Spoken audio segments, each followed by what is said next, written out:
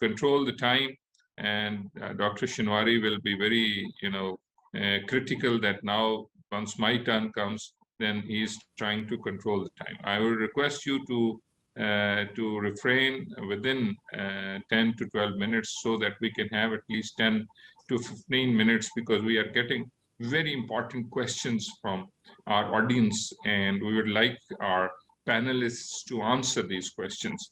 Professor Shinwari is a fellow of Pakistan Academy of Sciences and Islamic World Academy of Sciences. He has been conferred with 2 civil awards, Tamgha Imtiaz and Sitara Imtiaz. He has also worked a lot on ethics in science and technology, and he was given UNESCO award and Avicenna Gold Medal as well. He's also a co-chair of World Commission of Ethics in Scientific Knowledge and Technology.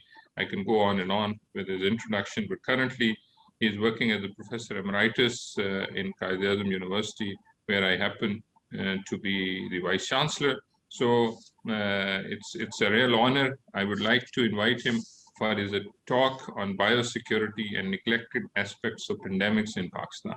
Over to Professor Shinwari. Thank you very much, sir. And it was expected you will be very strict with me, as you are not usually, but today I am in your hand, and I will try to be very, very quick to set an example. What I'm going to talk to you is a little more things. We had excellent start with 2 very good speakers from China and Japan, now Pakistan. And when we say, please do go next year, bada quick karo.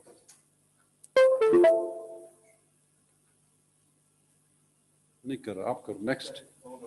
As in the morning, we said, this is not the first pandemic, and this is not the last one. I beg to pardon. But we will be experiencing a lot such things. And here I have given you the example for the last centuries, what we got and what we were having. And the circle shows you size of the pathogen, how many people were, died. HIV/AIDS, you say, for example, close to 4 million people have died because of this, and many more. So this was it, but the difference is that now we are in the next one, and which is with the modern technology, there were different kind of saying about it, but it's proven that it was from the wet market of China, Wuhan, and then and thanks to the science that we were very quick in identifying it, and we knowing it, still we saved many lives, though we lost quite many, but this is what it is. But what to do next is the neglected aspect that I'm talking to you is, one, the privileged community and the underprivileged community, psychological burden that we are having, and I call it, the social media, the curse of social media. It really is on our nerves. The information that we are getting sometimes are really worse, and we spread a lot of rumors also. And as rightly said, we are working on COMEST, World Commission for Ethics, and there we talk about the different crises that are linked to pandemic. Some positive output, like we throw less carbon dioxide in the air because of less cars and buses on the street now. But at the same time, there are a lot of other things that they are there. But what we did as a human being, now we are paying prices to it also: climate crisis, traveling, population, urbanization, deforestation, etc. That has, given rise to the problem that we are facing now. What we did, like the other aspect of all this, as Academy of Sciences, we have international very good liaison. You are watching us. We are doing every now and then with different international, thanks to ASA president and its staff, they are supporting IAP, UNESCO, all the academies of the world. And I'm proud to be part of Qaid-e-Azam University at that level too. We are doing. Not only this, we are also helping in relief efforts with the communities. Specifically, we went last time to the Christian community in Easter, and we distributed. We gave to the environment policy discussions, etc. And the most important that we are handling now is at the IAP level and at the UNESCO level, that is what we call it open science, right to research, to participate globally. I mean, inclusive participation, equitable collaboration, and cognitive justice. This is what we as an international platform, we are working on all this. This was what we were doing, and we are doing every Easter and Ramadan. We are out in the streets, and we try to help the community. Please go next. So we are also now asking the government what India was doing. I mean, now what's happening there is terrible, but earlier they had some very good herbal kind of treatments also. That is what we are now learning from the international platforms, and also having Pakistani top herbal countries are trying to find solution to the immune system of the human being as how can we work and help. And this is what I'm not to read you all of this, that what you should be doing, what should be consuming more specifically in this terrible time of pandemic, and what you should be avoiding, like gluten should be avoided and others should be taken. So that is what we do. But I'm mainly focusing on the biosafety and biosecurity aspect of the pandemics. This is what, specifically when you talk about biosafety, you talk about the patient and environment things. The vaccine that was every scientist talking about, if you look at this is just the article of last week, and this is what is the, so far, vaccine used globally. And if you look at this map, so mainly China and United States have consumed, I think, majority of the vaccines of the world that they had given it to their communities. But the rest of the country, like Africa, like poor countries, you can't see on this. And that is the problem. If you want to achieve, you have to understand what you have to do with the low and middle income countries of the world. If you don't do that, this picture of few countries, India has consumed, but still, the size that they have, it's still they have to work a lot to work on it. So, and another problem with this is, I have given here, this is from the Nature again, and this is United States, where the rich are having more income in the pandemic, and rich have gained their income, and poor have lost their jobs. So it's other way around. And same is happening everywhere, even in Pakistan too.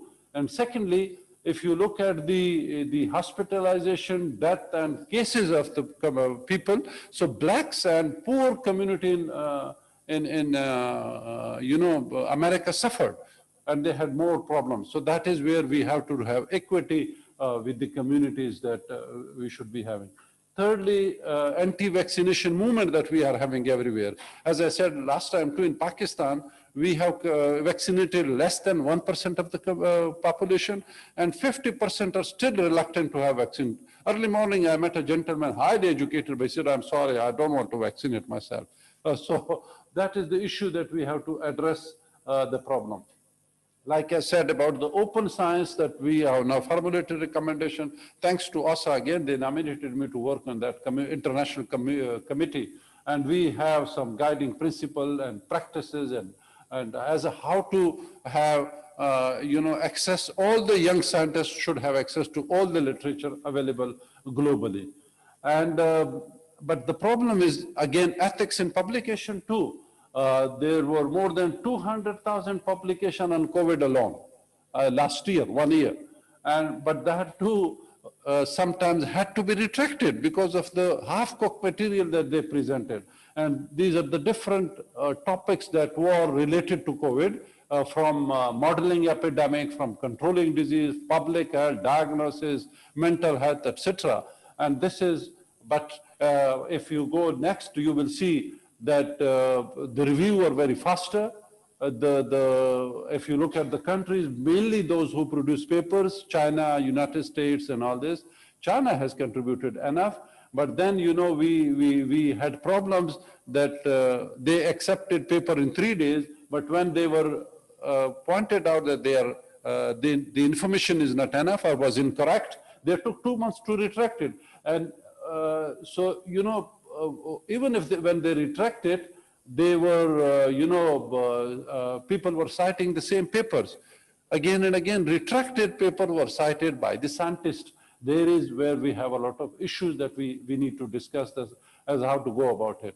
In Pakistan too, at least we volunteered to work with as early morning somebody said, that we have to work with the law enforcement agency, with the frontline workers, how to train them, how to guide them to save themselves as well as other people, not spreading the virus outside their premises. So that is what we did with the law enforcement agencies. Also in one of the provinces, we had very good, training sessions for them as to how to handle it and how to handle dis and misinformation also. Today, I'm pointing out a little bit more for you is that are we focusing on animals that can harbor the virus? Domestic animals as well as wild animals. What will happen if this virus goes back to the wild other animals and domestic animals and then come back to the human being? So there is that we should also be really trying, and I have given you some of the examples that was reported, like wild American mink, the virus was reported in that too.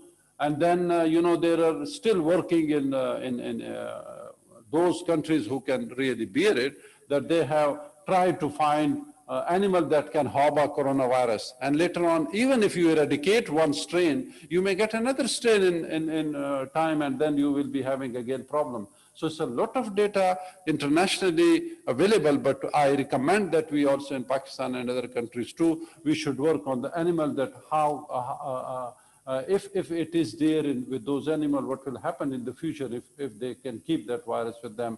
And this is the outbreaks in animal. I have compiled some data for you internationally that people are working, that we should be really not only like protected areas, national parks. If those people are going there, the workers that they are working, we have to really work and think. And finally, I would like to talk about pseudoscience also, that sometimes, we get information and the community that they are suffering and they don't have money, they do anything, any advice they get from social media. I have given you cow urine, bleach were given to the people to drink, and they will cover you and they will clean your virus. Unfortunately, and they died because of the bleaches. It happened in African countries. So that is that you have to really work that as to how to, and some said, oh, this pandemic has come from 5G. It's not the virus, it is something else. So there is that we, all scientists have responsibility to really work. And something that I want to point out is challenges that we face with the media freedom, the information that we are having, the data protection, artificial intelligence use and pinpointing the patients where they are, their privacy, and other matters that they are. It's now a myth also that people, even their close relatives, they have the behavior with the patients is different. So there is that we really have to work as to how to handle the dead bodies then, how to dispose them of. There are different issues that this what I call it neglected aspect that we have to work on. And thirdly, I would love to talk about the democracy through law, the judicial system, the prisoners, the law enforcement agency that they catch the criminals, the efficiency of justice. They are kept in lockups for months and months for a very petty kind of crime, and they are exposed to the virus too. So there is that we really have to, and torture prevention, health in prison. So rights of the IDPs, refugees and migrants, that those are the issues. Look at Syria, look at other countries that they are having problems in Palestine. So that those issues too, we have to really, we have to talk about them. As a scientist, we have the responsibilities to talk about those issues that we are having. So when we talk about preparedness, when we talk about pandemics, when we talk about viruses, we should have ethics of preparedness, ethics of outbreak and research and clinical practices. That's why today I invited the chairman of Islamabad Healthcare Regulatory Authority. Somebody complained on the PM portal, and we received a lot of complaints. I'm a member of that board, that people were charging hundreds and thousands of rupees per day from the private hospitals. And that is that we have to really regulate them, that sometimes it's inhuman that you have a patient and you sell everything, and then finally you are given a dead body at the end. So that is that we really have the preparedness challenges for the low and middle income countries as to how to really, Thank you. 10 seconds. with, okay, please mute all others. So, and then I would be requesting the universities to train their staff for how to avoid misinformation. These are some training material that we could have, and the Secretary General of the Academy sitting here, I would be asking have some training session to have volunteers as to how to, tackle the dis and misinformation, and how to have the right information to the right people, how it works. There are material available internationally that we work.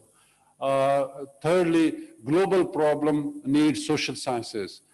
This is a hot topic in Pakistan Academy of Sciences, and I would love to, you cannot handle with science, natural science or life sciences alone.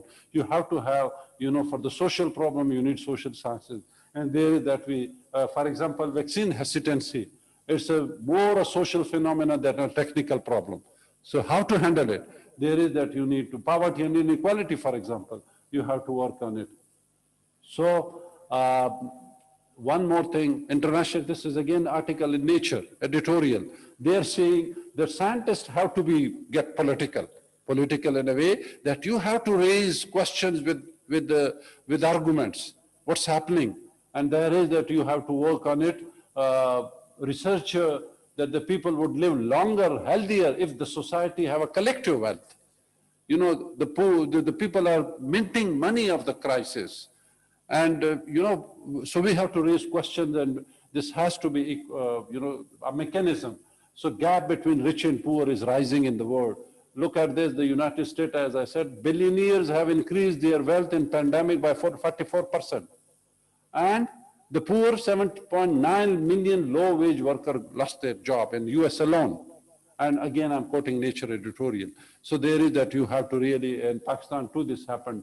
So what we need to do is that we have to work.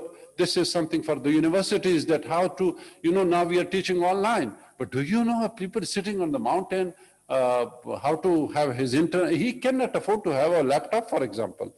He sells his mother's, jewelry to get admission in the university, and then you ask them to.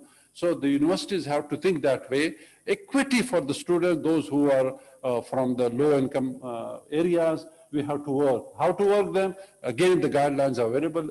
Internationally, there are best practices that they have produced, and we really have to work. We have to have communication platforms with the students. We should have their mentors with the students. We should give them a voice of their problems, and we should listen them. And we should try to, in this crisis, how to help them for their basic needs. So how to use social media again, like how can we train them to have a better use of the social media? I think I'm going out of my time. Please go quickly. This is the last slide that I want to tell. Again, my group is working on producing, Urdu cartoons with the help of our international partners in UK, Bradford, and other universities, that how to train them to have safety and security of the labs and of the people. So those cartoons will be available free for the students of the local school and college students how to interact with all this. Thank you, ladies and gentlemen.